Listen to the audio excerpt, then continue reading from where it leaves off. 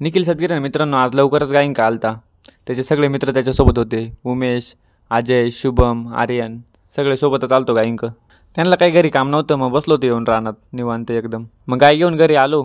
बाकी सगळे सिन्नरला गेलते। मी आणि कृष्णाच होतो, मस्तपैकी बजरंगबलीचे गाणे लावून दिलते एम्प्लिओ आणि ऐकत होतो। मग लहान पोरं मस्त नाचत होते गाण्यांनो बाहेर। तेवढ्याच संतोष भाऊची गाडी आली, त्याच्यात सगळे दत्तू मामा, शरद मामा, अभिमान भाऊन ते आलते स्पर्धा पाहिला आज। स्पर्धा चालू व्हायला अजून थोडा टाईम होता, मग त्यांनी थोडं मार्गदर्शन दिलं कशा घ्यायच्या काय स्पर्धा। मग ते गेले निघून। आपल्या मंडळाची आज रांगोळी स्पर्धा होती मित्रांनो, त्याच्यामुळे मग बाहेर सगळं रांगोळीने आखून घेतलं। बॉक्स प्रत्येकाला एक बॉक्स 3x3चा दिलता। बॉक्स आखीत होतं, लहान पोरं सारखे मध्ये उड्या मारायचे। म्हणलं काय करावं यांना आता। मग बॉक्स पूर्ण आखून झालते। मग हळूहळू प्रत्येकजण जाऊन बसत होतं बॉक्समध्ये। मग सगळेजण बसले रांगोळी काढायला ज्याची त्याची। आपल्या मंडळाकडून मी रांगोळी काढत होतो मित्रांनो, मग मी काढली रांगोळी एक। कशी मित्रांनो रांगोळी चांगली का? थांबा तुम्हाला आता सगळ्यांच्या रांगोळ्या दाखवतो।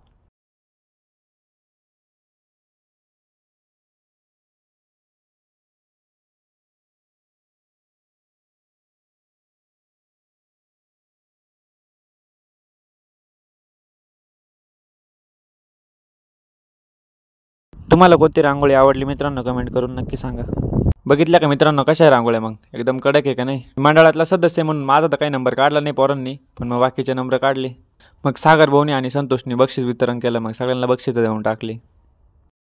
मग गणपती बाप्पाचा अपमान होऊ नये म्हणून रांगोळी पण पुसून टाकली, पायाखाली नको यायला कोणाच्या। मग सगळ्यांनी ज्याच्या त्याच्या रांगोळ्या पुसून टाकल्या, आपला झेंडा वगैरे सगळं पुसून टाकलं अपमान होऊ नये म्हणून।